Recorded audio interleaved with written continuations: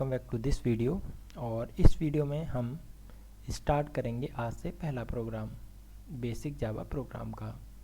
तो सबसे अभी मैं ये जो चीज़ें करने वाला हूँ, ये करने वाला हूँ स्प्रिंग टूल पर। तो आप चाहें तो इक्लिप्स पर भी कर सकते हैं, नोटपैड पे भी कर सकते हैं। तो मैं लेकिन स्प्रिंग टूल आपको रिकमेंड करूँगा अगर आप करते हैं। लेकिन ये कोई ज़रूरी नहीं है कि आप स्प्रिंग टूल ही यूज़ करें, आप नेटबीन्स भी कर सकते हैं। तो हमारे पास बहुत सारे एडिटर हैं। तो अगर आप स्प्रिंग बूट पे करना चाहें तो मैं स्प्रिंग बूट टूल का लिंक आपको डिस्क्रिप्शन में दे दूंगा, या फिर सीधे तरीके से आप ब्राउज़र पे जाएं, स्प्रिंग टूल सूट, यहाँ पर स्प्रिंग टूल सूट यहाँ पर डालें और सिंपल आपको फर्स्ट लिंक यहाँ पर मिल जाएगा, टूल स्प्रिंग वाला। इस पर क्लिक करेंगे तो आपको यहाँ पर मिल जाते हैं 3 ऑप्शन, एक लिनक्स के लिए, दूसरा मैक के लिए, तीसरा विंडो के लिए। तो आप अपनी रिक्वायरमेंट के हिसाब से, रिक्वायरमेंट के बेसिस पर आप कोई भी इनमें से डाउनलोड कर सकते हैं और इंस्टॉल करने का प्रोसेस आप सभी को पता होगा। अगर इसके बाद भी कोई प्रॉब्लम आती है तो आप मेरे को इस वीडियो में कमेंट कर सकते हैं कि मैं कोई भी एडिटर डाउनलोड नहीं कर पा रहा हूँ, तो मैं आपको पर्सनली या एक उसी के लिए पर्टिकुलर वीडियो बना के आपको शेयर कर दूँगा। तो अब चलते हैं स्प्रिंग टूल की तरफ। तो स्प्रिंग टूल कर लिया मैंने ओपन। तो सबसे पहले इसके हम सारे कोड करने वाले हैं एक पर्टिकुलर प्रोजेक्ट में। तो सबसे पहले मैं बनाता हूँ प्रोजेक्ट, और उसके बाद हम first add two number in Java program की कोडिंग करेंगे। तो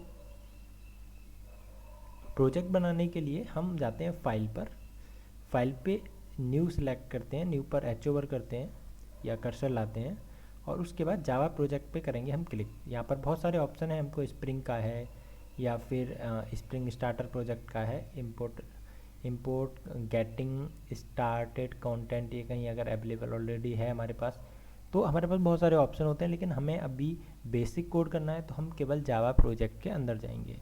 तो जावा प्रोजेक्ट पे कर देते हैं क्लिक, और इस पर मैं यहाँ पर कोई भी अपने प्रोजेक्ट का नेम दे देता हूँ। तो मैं दे देता हूँ, जैसा कि हम कर रहे हैं तो बिल्कुल ऐसा ही हमने नेम दे देते हैं, बेसिक प्रोग्राम, बेसिक जावा प्रोग्राम्स। तो इस वाली सीरीज़ के सारे प्रोग्राम हम इस प्रोजेक्ट में करेंगे। तो मैंने कुछ ऐसा नेम रख दिया है, नेक्स्ट करेंगे और प्रोजेक्ट कर देंगे फिनिश। यहाँ पर मेरा बेसिक जावा प्रोग्राम नाम से एक प्रोजेक्ट बनके तैयार हो गया है, देखिए।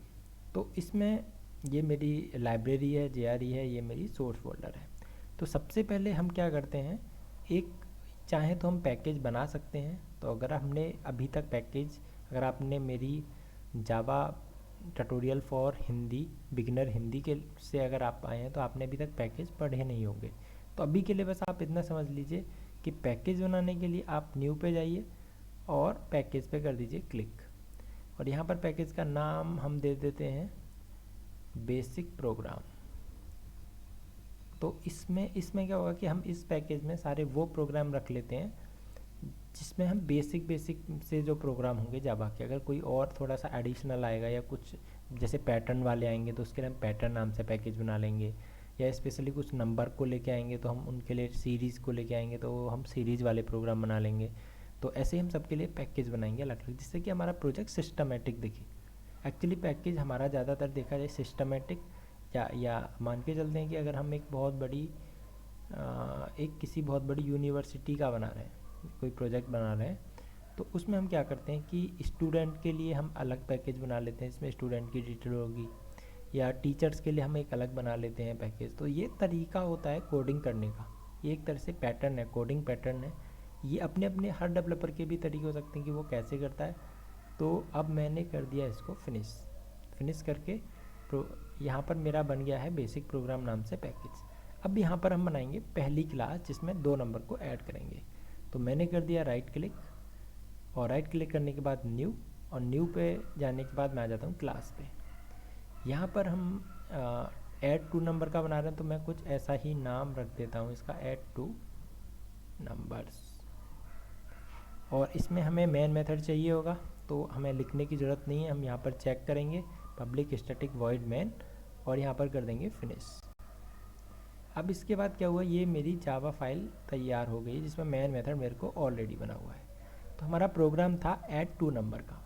तो हम पहले 2 नंबर ले लेते हैं, एक ऐड इंटीजर टाइप का नंबर बनाते हैं NUM1 और इसकी वैल्यू रख देता हूँ मैं 12। एक दूसरा मैं इंटीजर टाइप का नंबर बनाता हूँ NUM2 और इसकी वैल्यू रख देता हूँ मैं 24।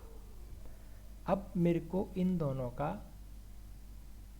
एडिशन यानी कि सम मेरे को डिस्प्ले कराना है। तो इसके देखो एक और भी तरीका हो सकता है कि ज़रूरी नहीं है कि मैं अलग अलग इंट बनाऊँ। इसके लिए मैं क्या कर सकता हूँ, इसको ऐसे भी लिख सकता हूँ। तो ये अपने तरीके हैं, जो ऐसे लिखना चाहे वो ऐसे लिख सकता है, जो वैसे लिखना चाहे वो ऐसे लिख सकता है। तो अब हमें इसका एडिशन कराना है, तो कैसे कराएंगे, हम लिखेंगे system.out.println यानी कि सीधा प्रिंट करा देते हैं इसके एडिशन को। तो इसकी शॉर्ट ट्रिक इसमें होती है S out और कंट्रोल स्पेस, तो ये सजेशन दे देता है और हमारे पास ये बन के तैयार हो गया। यानी कि इसमें हो जाती है स्मार्ट कोडिंग, तेज़ी से हम काम कर सकते हैं। तो ये ऑलरेडी इसने फीचर दे रखे हैं, ये हमें सजेस्ट करता है बहुत सारी चीज़ें, तो जिससे हम इजीली हमें स्पेलिंग मिस्टेक्स नहीं होते, हमें साथ के साथ पता चल जाता है कि हम यहाँ पर गलत कोडिंग कर रहे हैं। तो इसलिए एडिटर बहुत ज़्यादा ज़रूरी है। लेकिन बेसिक प्रोग्राम मैं रिकमेंड करूँगा कि अगर आप अभी तक ज़्यादा कोडिंग नहीं की है तो आप नोटपैड पे करिए, और अगर आपको तो लगे हाँ मैं अब प्रैक्टिस हो गई मेरी, तो आप यहाँ पर भी आ सकते हैं। तो यहाँ पर मैं डाल देता हूँ सम स्पेस और यहाँ पर हम प्रिंट करा देते हैं NUM1 प्लस NUM2। अब इससे क्या होगा कि मेरा इन दोनों नंबर का सम यहाँ पर प्रिंट हो जाएगा, और ये है मेरा स्टेटमेंट सम कॉलन। तो अब मैं आपको समझाता हूँ कि मैंने ये ऐसा कुछ क्यों लिखा है। तो ये जो मेरा पार्ट है ये है मेरी कमेंट जो मैं इसके साथ प्रिंट कराना चाह रहा हूँ, और ये है मेरे वेरिएबल की सम जिसको मैंने प्लस से इससे कनेक्ट किया है। तो अब मैं देखो इसको करा देता हूँ रन। तो मैंने रन कराया और ये हो गया मेरा सम कॉलन 36। अगर मैं चाहूँ तो इसको भी हटा सकता हूँ। यहाँ से मैंने ये हटाया, सेव किया, और मैंने जब इसको रन कराया तो ये देखिए ये 36 सीधे प्रिंट हो गया। यानी कि एक मैसेज में इसके साथ दे रहा था। हम कुछ और भी मैसेज लिख सकते हैं जैसे कि दिस इज सम। तो इस केस में क्या होगा कि दिस इज सम और इसकी वैल्यू मैं यहाँ पे इक्वल टू लिख देता हूँ। आप देखिए मैं करा देता हूँ इसको फिर से रन, तो ये आ गया this is sum is equal to 36। तो ये वीडियो में अगर आपको कोई भी कन्फ्यूजन है, अगर आप बिल्कुल बिगिनर है, तो हो सकता है कि आपको थोड़ी बहुत प्रॉब्लम आ रही होगी लास्ट वाली लाइन पे, जो ये 9 नंबर लाइन है यहाँ पर। तो अगर आपको कोई भी कन्फ्यूजन है आप कमेंट बॉक्स में मेरे को कमेंट कर सकते हैं, जिससे कि मैं आपको जल्दी से जल्दी सॉल्यूशन दे पाऊँ। तो इस वीडियो में इतना ही, मिलते हैं अगली वीडियो में अगले प्रोग्राम के साथ। Thank you.